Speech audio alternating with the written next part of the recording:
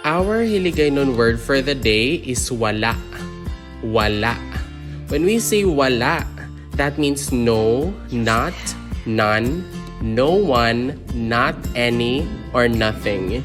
It can also be there is not, does not exist, there has not been, to be not, have not, to be a non-entity, to lack, be deprived of, be not there, to disappear or be gone. Wala. Nagkadto ka didto, wala ako magkadto.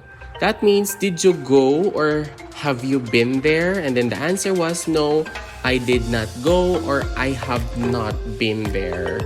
Nagkadto ka didto, wala ako magkadto. Wala siya pagsugal. He does not gamble or he never gambles. Wala siya pagsugal. Wala siya magsugal kahapon. That means he or she has not been gambling yesterday. Wala siya magsugal kahapon. May kwarta ka? Wala. Have you any money? No, I have not or none. May kwarta ka? Wala. Wala kami sing humay. We have no rice. Wala kami sing humay. Wala siya diri. He or she is not here. Wala siya diri. Wala niya pagtumana ang sugo or wala siya magtuman sang sugo.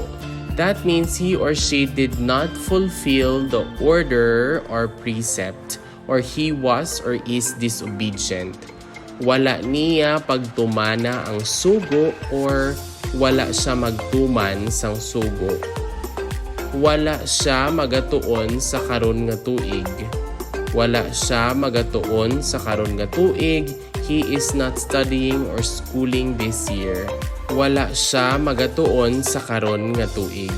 And that is all about our Hiligaynon word for the day, which is wala. Wala.